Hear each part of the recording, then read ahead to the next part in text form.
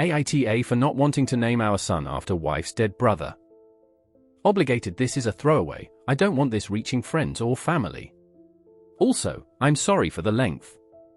I didn't know a good way to shorten this without leaving out anything important. I was directed here upon the advice of a friend, after this issue escalated to a huge argument approximate 3 hours ago, that resulted in myself leaving our home to go to a buddy's house. I am still here, and unsure how to go about resolving this with my wife.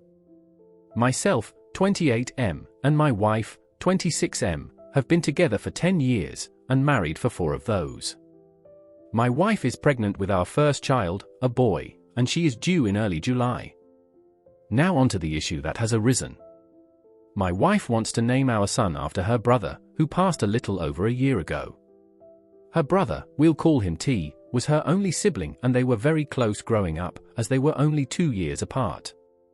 However, her brother was not the most pleasant person. Her brother was a drug addict starting from age 14 to 15, he stole from everyone around him including myself and my wife, he was abusive to every one of his partners and his child, and he served several years behind bars. T was also abusive to my wife, and her parents. He had a stay-away order from our home because he broke in while we were away and stole our TV, my wife's jewelry box, and one of my hunting rifles. T passed last year in April from a drug overdose, and it affected my wife very deeply. It was her first major loss she has suffered, and she still attends therapy to help cope. When we found out we were having a boy, she immediately wanted the name to be T's name. I heavily disagreed, and I have offered many replacements, other family names like her father or grandfather's, but she will not budge. She wants our son to have the exact same name as her brother, first and middle. She has even gone as far to say that if we name him something else she will have it changed, or only call him by T. My final straw was when my wife ordered a blanket with T's name sewn into it for our son. I blew up, and I told her I was not naming our child after a drug addict who took advantage of everyone around him. My wife blew up at me, she screamed at me to leave, threatened to call the police if I didn't, she called me a piece of shit for talking about her dead brother like he was trash. I did leave, I told her I would attempt to speak to her again about this once we had both calmed down, and I apologized for speaking about T in a negative way. I'm getting calls non-stop from her family, calling me names for speaking about T and not wanting to honor him by naming our son after him. My family is on my side, her family is on her side, and my friends are split on the matter. So Reddit, strangers on the internet, I need your opinion on if I am indeed a massive asshole for not wanting this name for our child. Update. Hello internet humans, not sure if any of you remember my first post a few months back, but I just logged on and saw I had a few messages, so I figured I would post an update, sorry in advance for the length. So, if you recall in my first post, me and my wife were expecting a baby boy in early July, and our conflict was occurring over my wife wanting to name our son after her late brother. We got into a huge fight, some names were called and threats were made, and I was led to this subreddit to ask advice and opinions of internet strangers. Well, a week after the post I sat down with my wife and we had a very long and difficult conversation.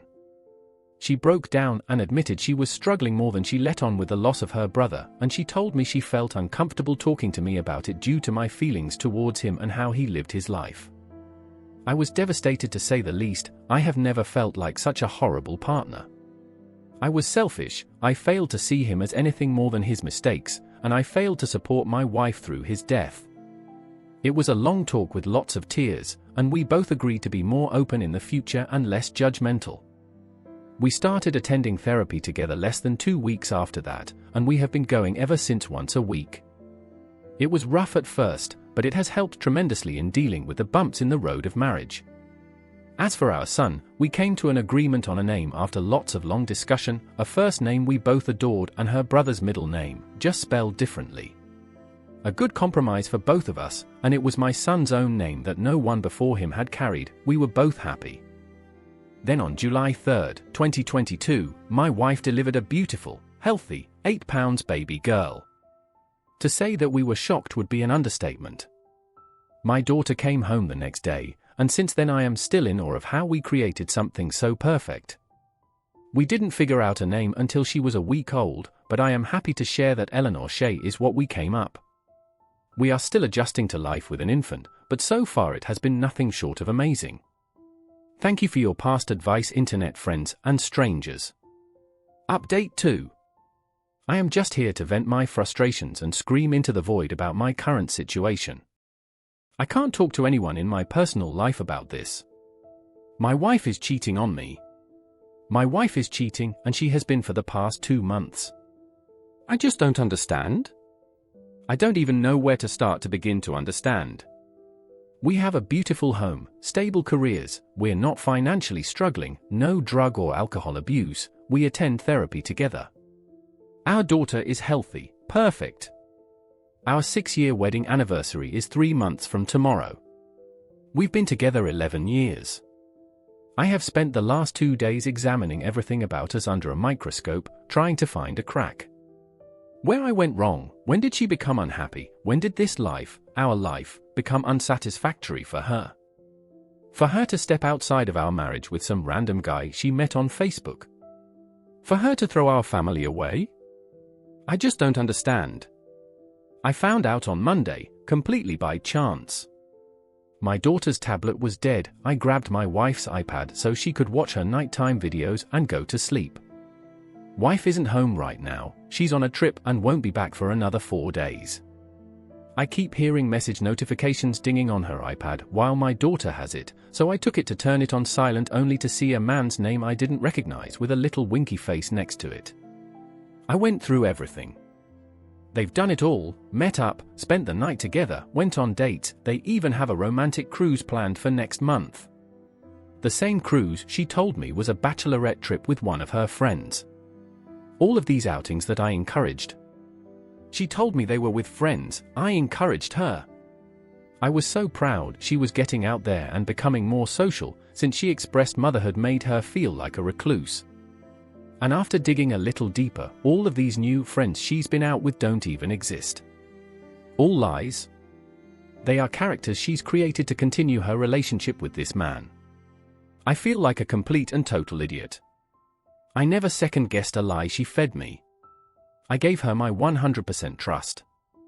We've been doing couples therapy for a year, we communicate, we go on dates, we get each other gifts, our sex life was great, I never not even for a second would have suspected this. I don't know how to confront her with this, I don't want this. I don't want to split up our home. But I know that this isn't something therapy can fix, I know myself well enough to know I'll never be able to trust her again. Do I just let go? Let her go be with this man who clearly makes her happier than I can? My entire existence is intertwined with her, how do I even begin to untangle that and separate? I have 4 more days to sit and overthink this. I genuinely don't know what to do. Update 3. I posted here almost a month ago venting my frustrations about discovering my wife's affair, and I received a magnitude of comments and messages filled with advice and kind words. For that I thank everyone who took the time to comment or write me, and I'm sorry for anyone who related to my situation. I'm here with somewhat of an update, but mostly more venting. My life is upside down and it feels good to get it all out somewhere. Sorry if a lot of this is rambling, and sorry for the length. After making my post, I took the advice of everyone and gathered up all evidence and contacted lawyers in my area. I found a really great one and went ahead and started on divorce papers before my wife got home. I also got tested for any STIs and told my parents' best friend about the situation. I took my daughter to my parents so I could have the alone time to mentally prepare myself to face my wife with this discovery. I rage cleaned a lot and cried a lot those last 2 days before she got back. I packed some of her stuff, but then unpacked it and cried more. I had it planned to lay out all the screenshots along with divorce papers on our dining room table and just sit and wait for her, but I didn't get the chance to do that. She was supposed to get home later in the afternoon on Sunday, but she ended up getting back around 6:30 that morning. She didn't call or text in hopes of surprising me. I was up drinking coffee, and you guessed it, crying, when she walked into the house. I didn't greet her, I just went and got the folders of evidence and divorce papers and gave them to her. I don't remember anything she said that day, but I just said I knew, I wanted a divorce, and I would keep the house as it was in my name solely. It hurt a lot. I wanted to hug her, but also scream at her. Lots of tears from her, lots of yelling at me. I didn't say anything. I told her we could discuss it at length with lawyers present once she accepted the situation and calmed down. I think someone called it grey wall in the comments of my last post, not entirely sure, but I tried my best to do that and not show emotion, argue with her. It was really hard, hardest thing I hope I'll ever have to do. She betrayed me, but I still felt awful making her cry. She left that day with some clothes, personal belongings, and went to her parents, and my parents and best friend came to stay with me and my daughter. I had my lawyer arrange a meeting between us to discuss custody, her belongings, and money, everything else that following Tuesday. Well, Monday I got a call from my clinic to come in to review results of STI tests, and as it turns out her parting gift to me is HSV 2. I cannot describe in words how angry, sad, shattered I am. I'm still accepting it, I don't think I have yet, but I am working on it. I know it's common, very common, it's not going to kill me, but it doesn't make it suck any less. I joined a support group on Facebook, those people are great. Going into Tuesday with that knowledge was awful. I felt so much shame bringing that up in front of not only her, but both of our lawyers. I knew if I tried to discuss it with her privately it wouldn't go well, not with the amount of anger, sadness I had in my system. She never apologized, she was a different person that day. I felt like I was looking into the eyes of a complete stranger, no emotion whatsoever. Divorce-wise everything is cut and dry. We separated finances, the house is mine, we are just waiting the 90 days for it to finalize. There were no objections on her end, but one, she wants to terminate her parental rights over our daughter. I say at once, she is terminating rights, at least trying to. She doesn't want her anymore. Our daughter, our baby. I was fucking blindsided. I'm still blindsided. My daughter is 1, but she loves her mama. Mama was her first word. She is ONE. It's been 3 weeks, and the pain I have felt, the pain for my daughter, for my family, has been indescribable. I don't know who she is anymore, I don't know what changed or when it changed, but it terrifies me. I feel like my entire life was pulled out from under me. I haven't talked to her, per lawyer's advice and my own fear of what I would say. She hasn't seen our daughter, she told me that day she didn't want to. She didn't want any pictures from our home, any memories. Just her clothes and electronics. I don't understand any of it, I don't think I ever will. We have to go to court for her petition to terminate rights, and I don't want to look at her. I just can't accept this as reality right now, not after everything. I'm trying as hard as I possibly can to keep a positive outlook on everything and be strong for my family and my baby, but this has been so hard. I hope a year from now I can look back and say I survived that, but right now it feels impossible to even see next week. I'm not suicidal, so don't take it as that, I'm just emotionally, mentally, physically demolished. Absolutely demolished. Update 4. Hi there, for anyone who has messaged me and the loads of comments I have received regarding my past venting on this account, apologies first off. I genuinely kinda forgot I had it. Not much of a Reddit guy, but I've been getting into TikTok lately and saw a video about a super depressing Reddit story and remembered my own super depressing Reddit story lol. It's been around 8ish months since I posted here about my upside down situation, and a lot of people messaged me in that time wanting to know how I was and what unfolded, and I really appreciate you strangers for all the kind messages. It genuinely means a lot, and I'm sorry I haven't replied or anything, my life has been such a whirlwind these past few months. It's hard to believe that was that long ago. To sum up the sad stuff, first off, my divorce was finalized without any hiccups or hold-ups. I'm still in the works of trying to sell our old house, but in the meantime, we moved to a new state. My ex is still in the process of petitioning for termination of parental rights. I've only seen her 3 times since moving, and it has been to fly out for court. I was granted temporary full custody in the process, per her request and suggestion, and she was not mandated any visitation and has denied any offer of it. She has not seen my daughter in 7 months, she has requested not to. I don't know what else she's been up to or if she is still with her boyfriend or not. Since the divorce, it has been in best interest of my mental health to keep the contact as minimal as possible, and she has done the same. I have offered many chances for her to visit with my daughter, whether it be video call or flying out, and before we moved I asked weekly, but it was always a no. Her parents still video call with my daughter and we're hoping they can fly out over summer and spend some time with her. They've been cut off by my ex as well. I'm not sure what changed, but I can't change it back, and I am accepting it mostly. I wish her well in all future endeavors. Now for the happy stuff that has happened. Firstly, I am a proud Arizonan now. Never saw myself moving here, but we have loved it so far. My parents packed up and came with us, and I don't think I've ever seen them so happy. My daughter is doing amazing.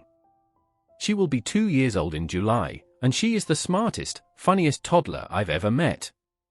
She knows her ABCs, can count to 20 without help, loves animals, and bugs especially. She thinks farts and a cow mooing are the definition of comedy, and she doesn't know, but she has been my biggest motivator to heal from this whole ordeal and be my best self. Like, I genuinely don't know how I helped make such an awesome kid. The more her personality grows, the more in awe I am of just how cool she is. I could talk for days about her, so I'll cap it here before this ends up being a Harry Potter-length post LOL. As for myself, I'm in therapy and have been throughout these 8 months, and I'm in a much better headspace. I'm working on getting back on top of my health, as I did put on about 30 stress pounds. I'll get there eventually, but I'm not sweating it too much. I have not dated or tried to. I don't think I will anytime soon. I've adjusted to being a single parent pretty okay for the most part. I credit that to my family and friends more than anything, because they have been a huge support system throughout this. There are still really hard moments that have happened, and I know there are more to come, but I will roll with it just as I have this and hope to come out on top. This is not the end of the world for me, even if it felt like it in the moment. The sun will rise tomorrow, birds will chirp, and all will be well. Thanks to my therapist for that. Those 2 sentences have helped me immensely. Sorry this ended up being so long. I should really pick up journaling. Maybe a blog or something, LOL. But thank you again to everyone who took the time to give me advice in the hardest time of my life, and thanks again if you read this. I genuinely appreciate it. That's where the story ends. Please consider subscribing to keep up to date on this post and other daily Reddit content.